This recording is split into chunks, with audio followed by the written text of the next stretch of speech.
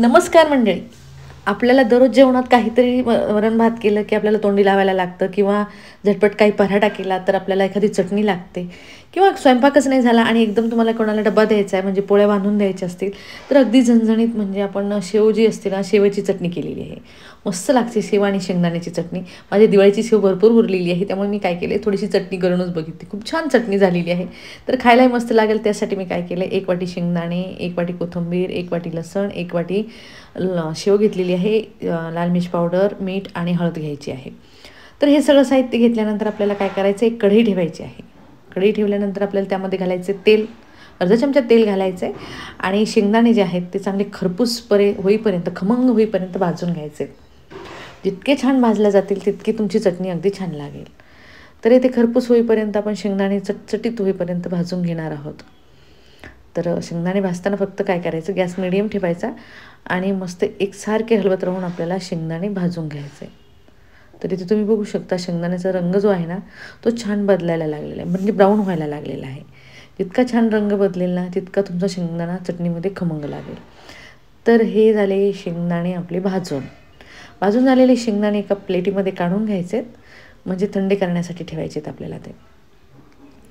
तर हे शेंगदाणे पूर्ण मी काढून घेतले कढईमधले आणि आपल्याला प्लेटीमध्ये थोडेसे थंड करण्यासाठी आपण बाजूला ठेवतो आहे. तोवर काय करायचं, आपल्याला पुढची तयारी करायची आहे. म्हणजे थंडही होतील 1 मिनिटात आणि तोपर्यंत आपण तयारी करणार. लसण पाकळ्या घेतल्यात मी चांगले 15 ते 20 लसण पाकळ्या असतील. 1 वाटी शेव घ्यायची आहे. शेव तुम्ही विकतसुद्धा आणू शकता, असलेली ती घेऊ शकता किंवा फरसाण असेल तरी घेऊ शकता किंवा तुमच्याकडे उरलेली शेव असेल तर तीसुद्धा तुम्ही वापरू शकता. तर घालायचं त्यामध्ये चांगलं 1 चमचा लाल मिर्च पावडर, अर्धा चमचा हळद आणि चवीनुसार मीठ घालायचं आहे. आणि जे आपण शेंगदाणे तळून घेतलेत आणि थंडे करून घेतलेत ते घालायचे आणि कोथिंबीर घालायचं आहे. तुम्हाला जर खलबत्त्यात जाडसर हवी असेल तर खलबत्त्यात कुटा, आणि नसेल तुम्हाला थोडीशी मिक्सरमध्ये जर थोडीशी बारीक हवी असेल तर मिक्सरमधून काढली तरीही छान होईल. तर अगदी रवेदार आणि मस्त, जास्त बारीकही नाही केली मी, अगदी सुटसुटीत आणि रवेदार, चवीलाही खूप छान लागेल. मस्त घ्यायची पोळीवरती आणि चटणी घ्यायची, वरतून तेल घ्यायचे, खमंग कडकडीत केलेलं तेल घ्या, गरम करून घ्या किंवा थंड तेल घ्या, पण खरंच खूप छान लागेल. तुम्हाला पोळीमध्ये किंवा तुम्हाला ऐन वेळेवर जर वाटलं टिफिनमध्ये काय द्यावं, भाजी झाली नाही आपली, तर ही चटणी तुम्ही अगदी व्यवस्थितपणे देऊ शकता. पोटभरीचं होईल अशा पद्धतीची चटणी आहे.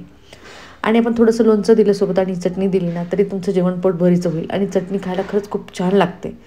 मस्त अशी खमंग चटणी झालेली आहे, करायलाही खूप सोपी आहे. नक्कीच ट्राय करून बघा. तुम्हाला जरी माझी शेंगदाण्याची चटणी आवडली असेल आणि तुम्हाला अशाच सोप्या सोप्या चटण्या आवडत असतील तर मला कमेंटमध्ये नक्की सांगा तुम्हाला चटण्याची रेसिपी कशी वाटते ते.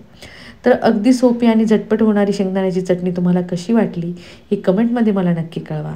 तुम्हाला जर हा माझा व्हिडिओ आवडला असेल आणि तुम्ही माझ्या चॅनलवर नवीन असाल तर माझ्या चॅनलला सबस्क्राईब, लाईक, शेअर, कमेंट करायला विसरू नका. तर चला भेटूया अशा सोप्या आणि झटपट होणाऱ्या रेसिपीसोबत. तोपर्यंत बाय.